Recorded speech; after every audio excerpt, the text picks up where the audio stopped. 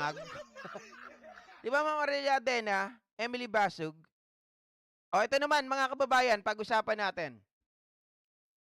Ito po, naging remarkable yung pahayag ni dating Pangulong Rodrigo Roa Duterte sa kanilang kick-off rally. Mga kababayan, nakapagtataka, bakit ganito ang mga sinasabi ng PDP Laban? Talagang ang kanilang utak, 'di ba? Utak kriminal.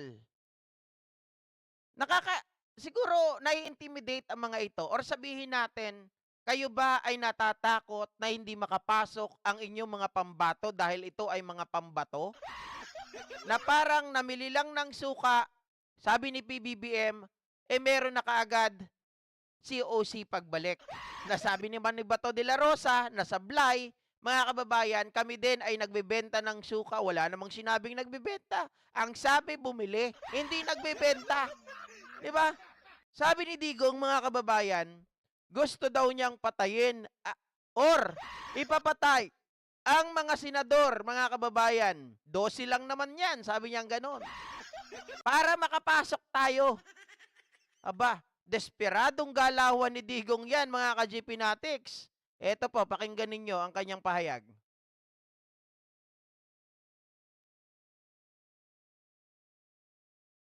Hoy, Bato, alis ka na dyan. Di pa rin umaalis si Bato.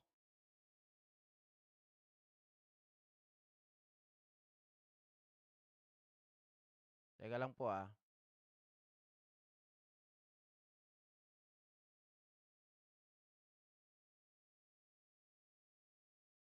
Hoy, nawala.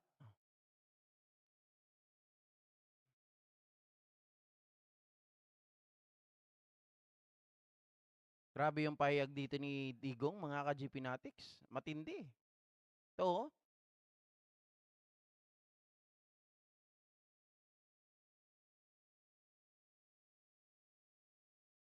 Ngayon, marami kasi sila, ano dapat ang gawin natin? Di, patayin natin yung mga senador ngayon para mabakante.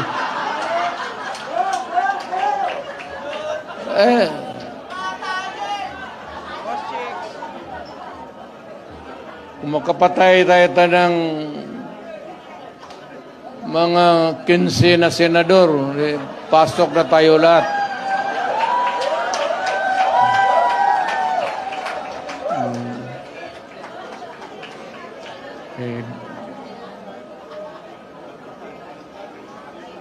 Pero kawawa naman. Pero nakakainis kasi yung, hindi naman lahat.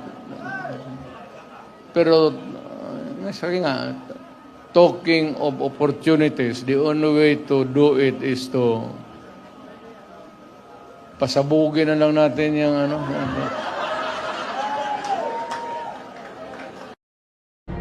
Napansin nyo, mga ka-GP Natics, yung mga follower nila, tawa ng tawa.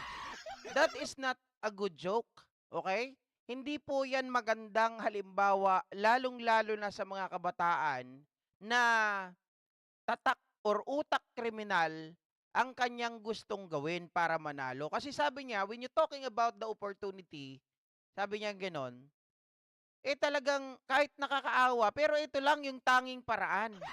Ibig sabihin, very narrow-minded, mga kababayan. Ay, short-minded pala. Sorry, narrow-minded. Very short-minded itong si Digong. Kumbaga bilang isang presidente nga noon, ay dahil may pandemya, ang gusto buksan yung Pogo. Kasi daw sa Pogo, maraming cash resources na pwedeng makatulong sa Pangulo. Hindi pala sa Pangulo, sa bulsa. Mga kababayan, sabi ni Harry Roque, di ba? Dito rin, yung, yung kanyang statement dito, very, sabi ko nga, very remarkable. Kasi wala na ba silang ibang paraan? Alam ba nila na talagang talo sila? Dahil ganyan ang kanilang mga pinagsasabi? Paano kasi kayo mananalo kung ang inyong mga naratibo ay puro paninira sa gobyerno? Kagaya na lang, mga kababayan, ng ano, yung sabi niyang ganon, na si PBBM daw ay bangag. Sabi niyang ganon, ito daw si PBBM ay baka hindi na makakilos o makalakad pagdating po ng 80. Kung hindi ka ba naman tanga at sandamakmak na si Raulo, Digong, 'di ba? Eh, ikaw nga ulyanin na eh. Wala ka pang 80, 'di ba? Pero si PBBM, kung talagang siya ay drug addict, tumitira ng cocaine, palagay mo buhay pa yan, naiisa lang ang kidney. Sabi ko nga, ito gawin mo, Digong eh.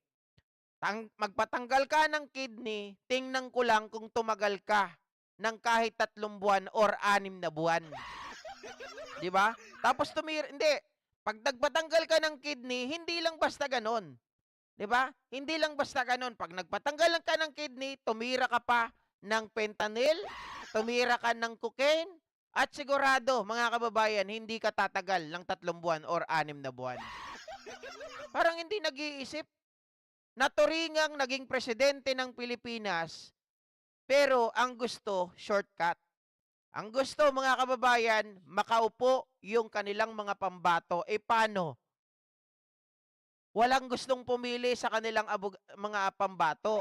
GP, bakit? Nakita nyo ba yung mga nanonood sa kanila? Mas marami pa ata doon yung vlogger. 'Di ba?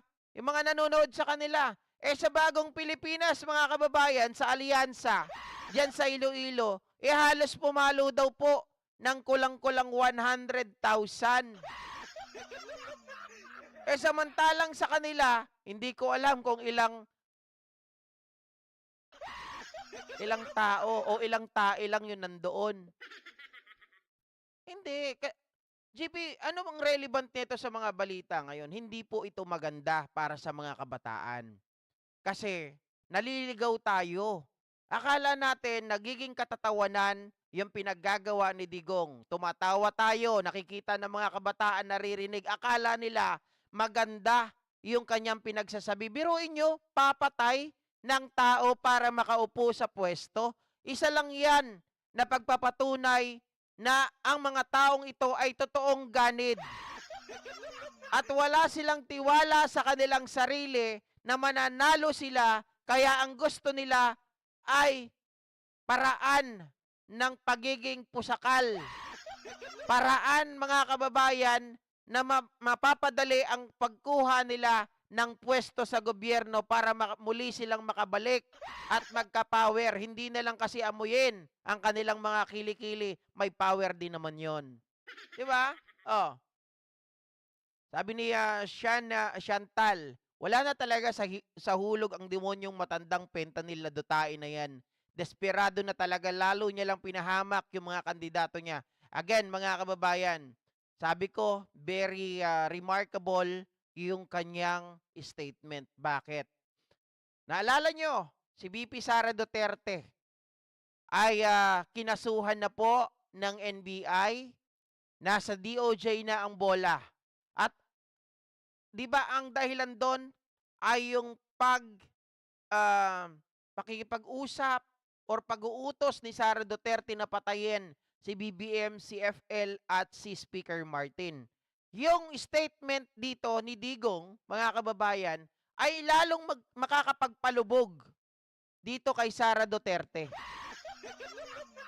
'Di ba? Hindi naman lahat, hindi naman pwedeng lagi i-take natin ito as a joke. 'Di ba? Most of the time, mga kababayan, yung joke ay totoo. 'Di ba? Talagang intention nila to kill people para makuha nila yung gusto nila. Sabi ni Laban Pinoy, boycott natin lahat ng rally ng adik. Teka lang, sino bang adik?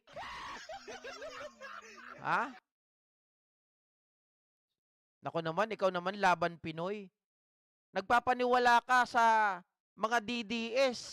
Kaya ka nagiging panauhing pantanga. Tingnan mo muna yung Davao. Tingnan mo muna yung style nila Digong. Kung sino ang tunay na adik. Diba? Sabi ni Lito Ordanza, isama mo yung kinurakot mo sa libingan mo.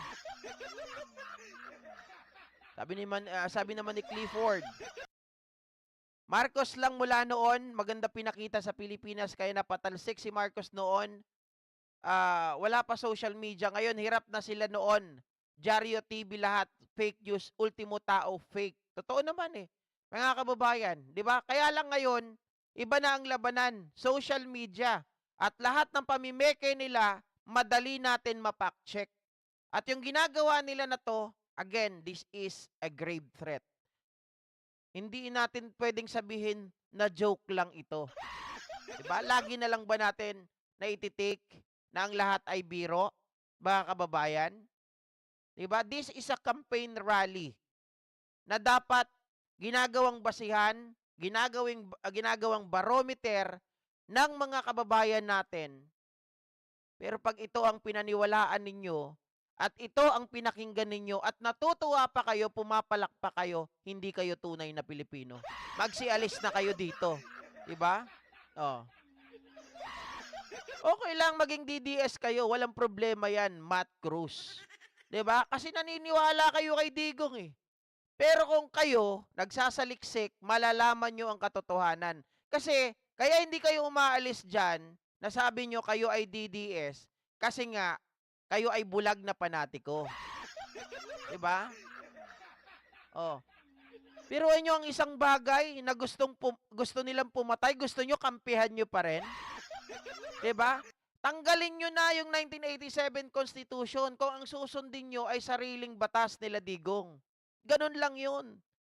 Hindi sana noong siyang naupo, alisin na natin to, yung Bill of Rights. Ang problema, yung Bill of Rights nandyan pa rin, 'di ba? Pero pag silang gustong pumatay, magbiro, tapos gustong kumitil ng buhay, okay lang. Kapag kakampi nila, sasabihin, sinosuppress ang kalayaan nila. 'Di ba? Oh. Yung kay Sara Duterte, sabihin nyo, pinagmamalaki nyo pa na DDS kayo. Tanga ba kayo? Hindi ba kayo marunong umintindi? Meron bang nakalagay sa batas na conditional threat? Sabi ni Sara Duterte, wala naman akong sinabi. Wala naman akong kinausap na assassin. Wala akong sinabing gunman. Teka lang. Anong tawag mo sa isang taong kinausap mo na papatay sa isang tao? Di ba killer? Di ba assassin? Mamamatay tao. Alangan naman mga kababayan, papatay ka, tapos wala kang alam. Papatay ka, hindi yun mamamatay tao. Diba? Siyempre makikipag-usap ka sa isang tao na sanay sa ganong gawain. Hindi ka naman makikipag-usap sa tao na halos hindi makabasag ng pinggan, hindi man lang makapatay sa ipis, tapos uutusan mo, patayin mo yan ha, si Marcos ha. Pero kahit na ganon, inutusan mo at umuo siya, ibig sabihin, mga kababayan, mamamatay tao pa rin siya. Diba? May conspiracy pa rin na kayo ay aalisan nyo yung tao ng ng karapatang mabuhay. Dinedeprive mo ang kanilang buhay. Diba? Oh. Sabi ni Laban Pinoy, dapat talaga magpa-hair follicle drug. Sino ka? Para magsabi na magpa-hair follicle drug test. Si Digong nga nun eh. Hindi nga, hindi nga nagpa-drug test eh. Anong sabi ni Harry Roque? Ang presidente ay isang halal ng taong bayan. Bahala siya kung gusto niya na magpa-drug test or hindi. Di ba? Si PBBM, nagpa-drug test. O, ilang beses? 2 pa. Alam nyo, magkaroon kayo ng sentido komon. Ha? Ilagay ang utak sa ulo, gamitin, wag sa utin. Ang ulo, mga kababayan, hindi laging nasa taas. Ha? Hindi laging nasa taas para sa inyo mga DDS. Nilalagay nyo, dapat nandito rin. Hindi rin puro dito. Ha? Mga kababayan, dapat kayong mga DDS, sabi ko nga, magkaroon kayo ng sentido komon. Intindihin nyo, paano mabubuhay ang isang tao na iisa lang ang kidney? Sige nga, pwedeng mabuhay kung walang bisyo, healthy lifestyle. Pero paano, mga kababayan, ang isang tao na iisa lang ang kidney, tapos gagawin ay aabusuhin pa ang katawan? Palagay nyo, tatagal pa yan ng napakaraming taon?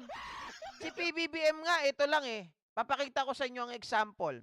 Nung panahon ng kampanya, di ba ilang beses nagkaka-COVID si PBBM?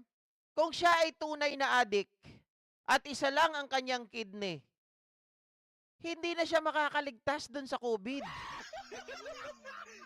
'Di ba? Oh, laban Pinoy. Laban Pinoy pero tamang hinala ka lang, boy. Paano ako naging addict? Sige nga. Kasi kayo hanggang tamang hinala lang kayo, wala kayong mga ebidensya, 'di ba? Oh, sasabihin niyo ngiwi kasi si BBM, bakit sino mas ngiwi? Si Digong o si BBM? Oh, mga gunggong pala kayo eh. Sabi ni Jackie Anderson, bakit kaya ang mga dotae puro patay ang nasa kukote? Kasi nga mga kababayan, ayaw nila na may tumalo sa kanila. Ang gusto nila, sila lang ang laging bida. Ah, tama kayo diyan, Marlon Nagpawa, DDS bobo tanga. 'Di ba? Sabagay, sabi ko nga lagi, ang requirements ng DDS, magpakabobo ka lang, magpakatanga ka lang, certified DDS ka na.